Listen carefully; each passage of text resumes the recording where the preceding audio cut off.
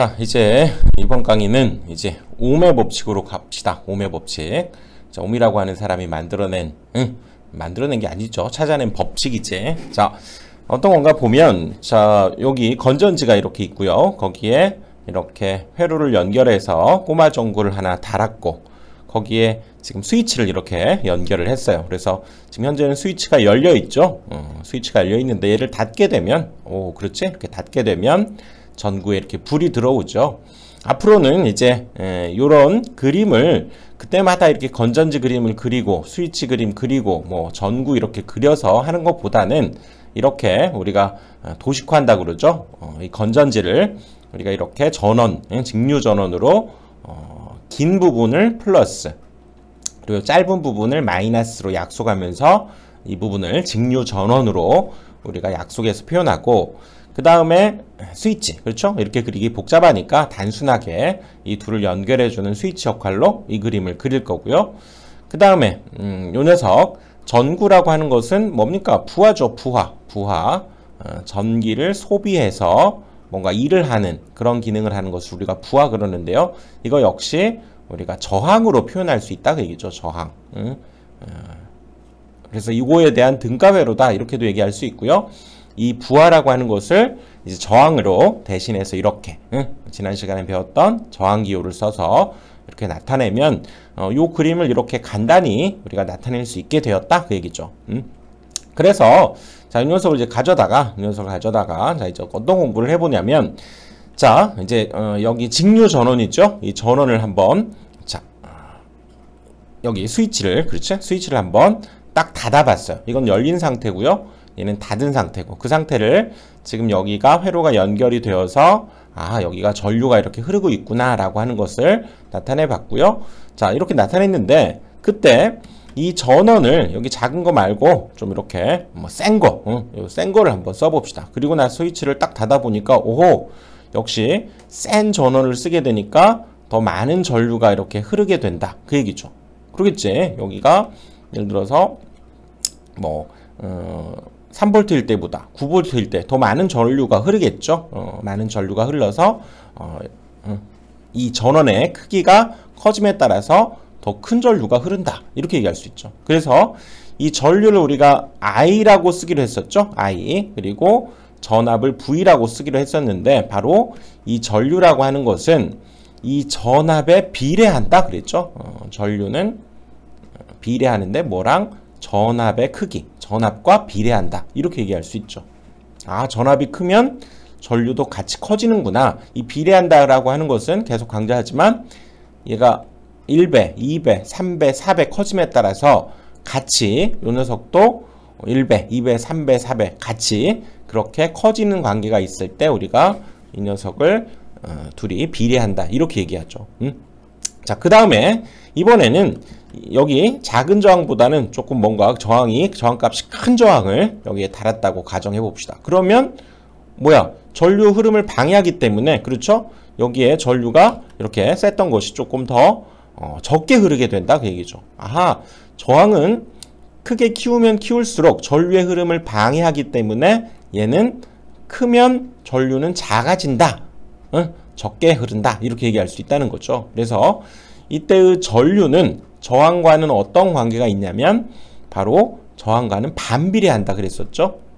우리가 전류는 전압과는 비례하지만 바로 이 전류는 저항과는 반비례한다. 뭡니까? R분의 1과 비례한다. 이렇게 쓰는 것이 바로 전류는 저항과 반비례한다 그 얘기예요. 자, 반비례는 다시 강조하면 뭐라?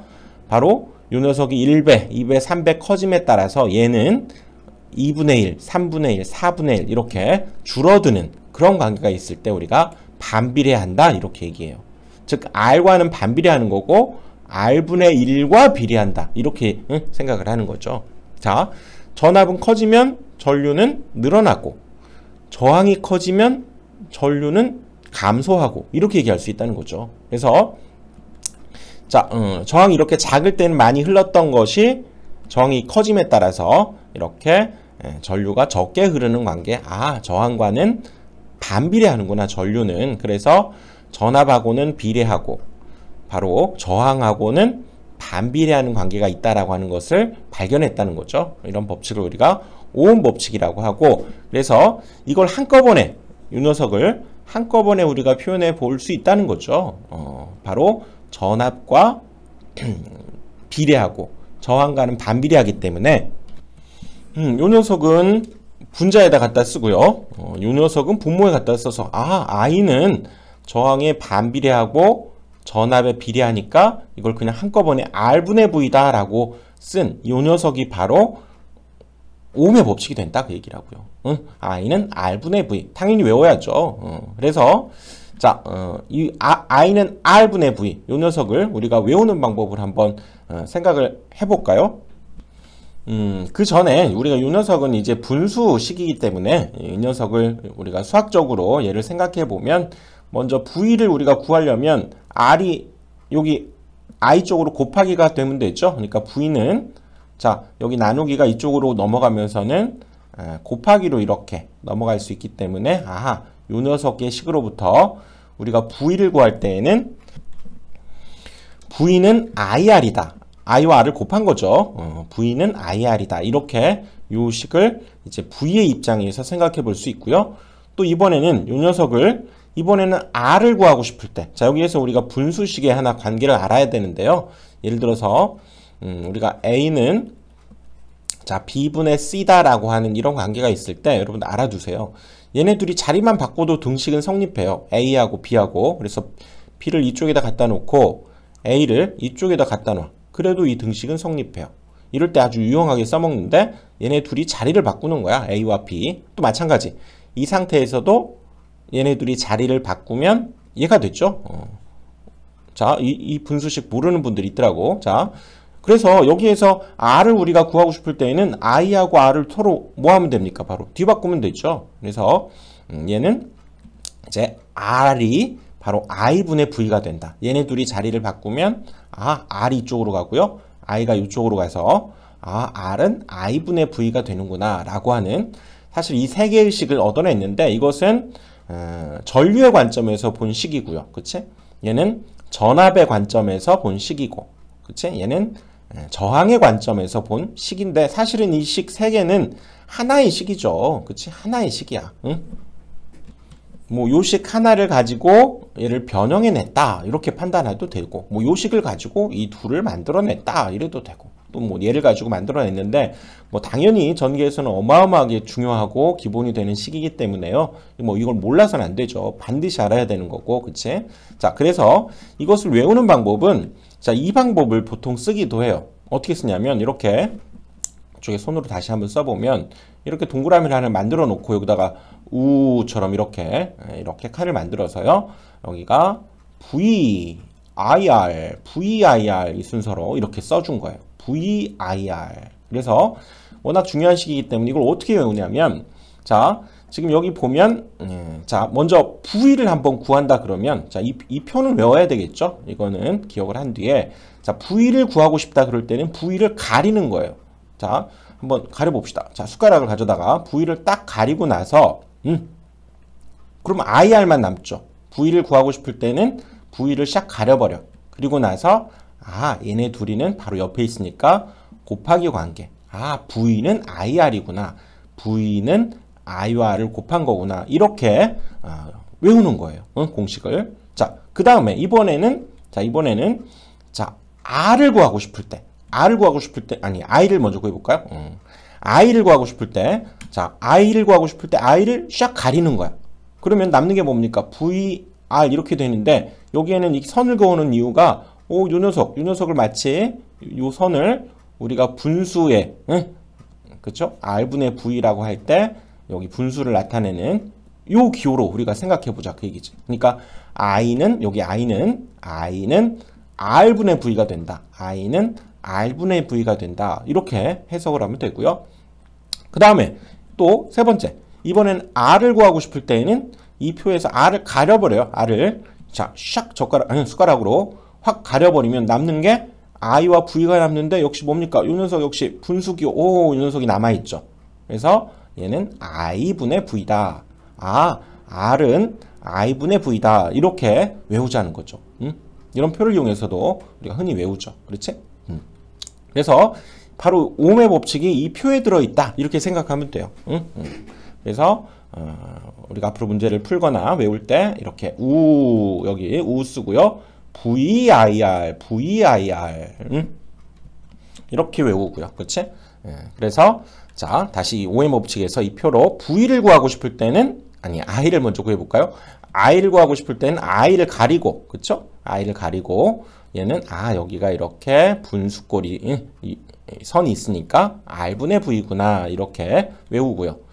이번에는 자 V를 구하고 싶을 때 그쵸? V를 구하고 싶을 때는 V를 샥 가리는 거야. 그러면 얘는 바로 옆에 있잖아. 이거는 곱하기구나. 그래서 이것으로부터 V는 IR 이렇게 외우고요. 마찬가지로 이번에는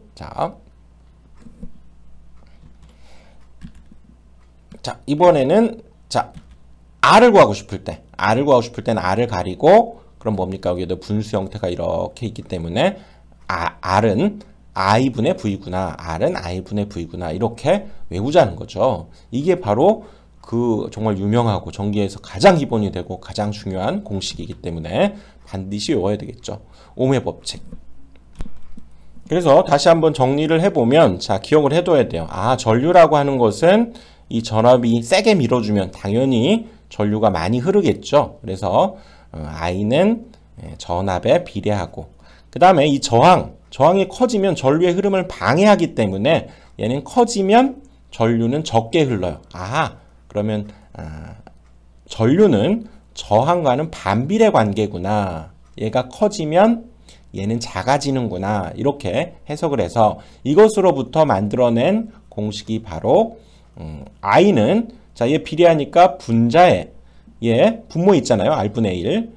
그래서 얘는 반비례, 분모에 이렇게 해서 만들어진 것이 오음의 법칙이고 이게 오음의 법칙이고 이것으로부터 이제 V와 R을 구할 때 보통은 요식을 이용한다고 그랬죠. 어떻게 외우자?